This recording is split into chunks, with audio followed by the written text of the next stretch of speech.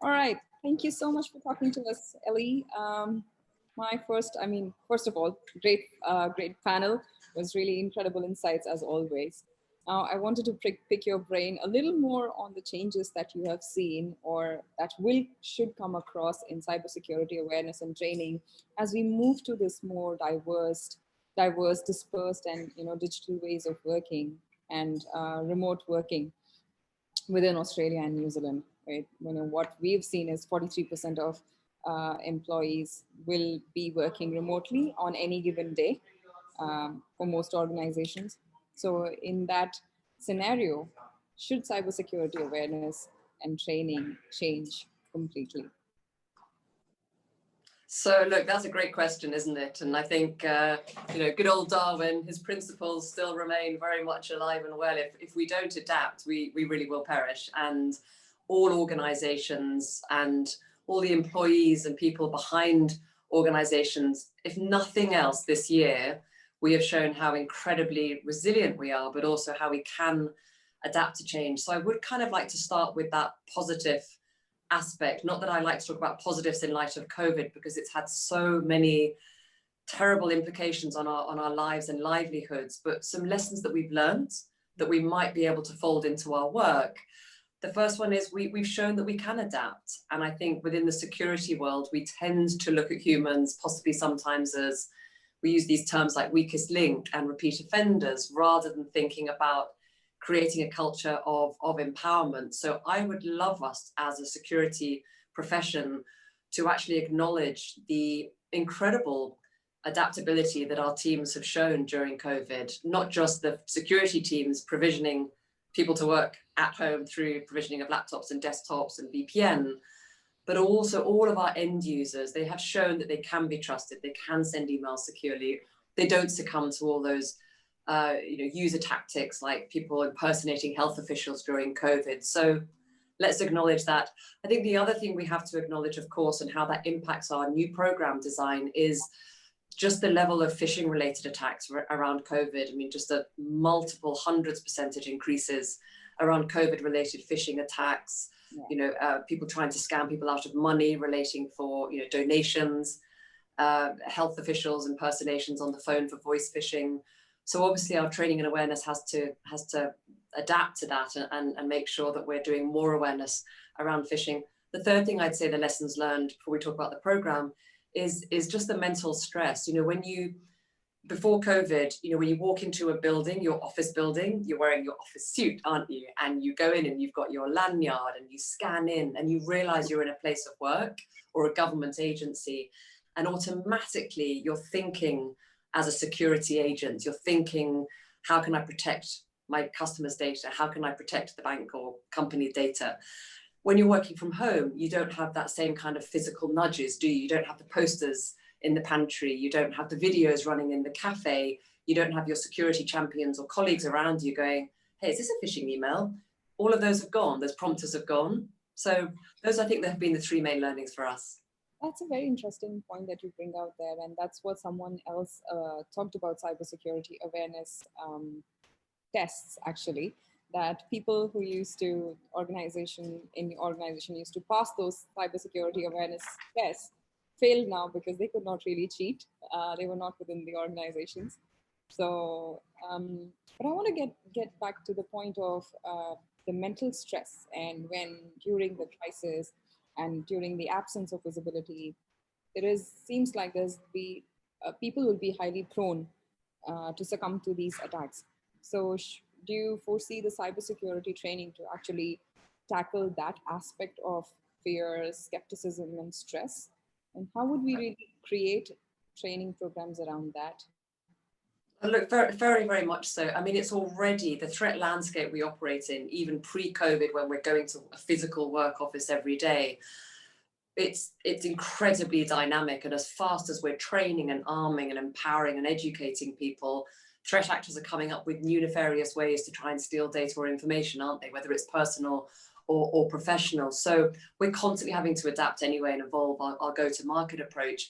I think what COVID has taught us is we've got to move from this kind of culture of fear and humans as the weakest link to this culture of enablement. And we've just got to be much more human. about the way that we help people do their jobs securely. And look, companies around the globe have shown that we can move to a remote working and still serve up our customers and still sell our products and services in a safe environment. So some of the things that we're looking at is how do we just provide more what we call kind of lunch and learn sessions virtually, or what we call practical labs on topics like phishing. So we're running a couple, quite a few of those now. We're also trying to use new learning platforms rather than kind of big modules. We're trying to chunk things up a bit more snackable, bite-sized modules, infographics, little videos, podcasts, little quizzes. So we're really just trying to cut through all that noise out there and make it also very easy for our employees to find stuff. So if they need help, we've written little cyber wikis. So we've created one around working from home. What do you need to know?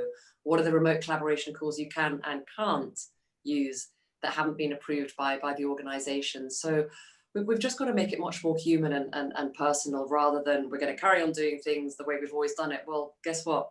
All those standard operating procedures, they've just been ripped up, and we've had to completely rethink how we go to market and how we engage people on a topic that's already complex enough, right? Yeah. And now we've got this extra level of layer of working from home. So yeah, just a more human approach, I'd say, overall. Great. And what do you think is going to help us? Are there any tools, technologies, systems, processes? What should organizations go to be right now? Yeah, look, that's a great question. I mean, we always talk about people, process, and technology, don't we, in the cyber world? I mean, I want to start with the people side. I think one thing that I've been enormously proud of, certainly in my organization, is the compassionate leadership approach we've taken in the bank. Mm. So I think as leaders, we have got to use the kind of rhetoric and language as how can we help you do your job more securely, and how can we help you protect your home environment as well? It's not just about, now it's all personal, professional, it's all LinkedIn now anyway, right? So how do we help them and take that kind of tone from the top and really say, look, we're here to help, we're here to educate, empower you and arm you. I think some of the tools and processes that we're looking at is certainly in my team, and I'm sure many of the enterprises that are at the Adapter conference today are also looking at, are how do we use data to really help us pinpoint the specific risks and threats and vulnerabilities we're trying to address. We don't have endless budgets. We're trying to address 100,000 people around the globe in different countries. We've got to be quite specific about the risks and vulnerabilities, human, from my side, risks and vulnerabilities we're trying to address. So using data, and then using kind of heat maps and behavioural analytics, which is a proof of concept we're working on at the moment, to really double down on, okay, what are the learning interventions we need to serve up, whether it's data leakage, whether it's more phishing, whether it's classifying data, what have you. Automation as well. I mean, as fast as we can automate things, the better. So we have a robotics and AI function in the bank we're working with. We're looking at how we can just automate some of this stuff. We're working with vendors on kind of adaptive learning. So I think those are going to be really useful tools for us, so we can serve up the right learning content at the right time to the right people to address the right risks. Your knowledge gap might be here, Ellie's knowledge gap might be here.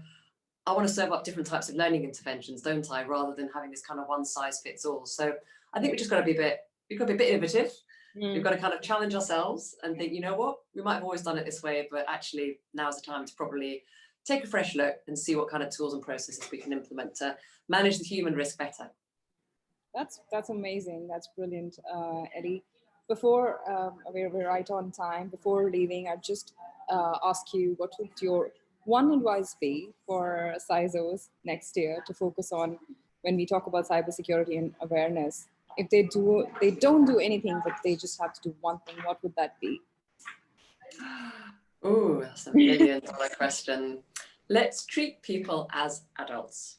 They have shown with this pandemic that actually they can learn, they can adapt, they can respond to an ever-changing landscape. So let's change the rhetoric a bit from weakest link to actually our first line of defense. Let's treat them like adults. Let's enable them, empower them, arm them, talk about it in their language, strip out the jargon, make it relevant, make it personal.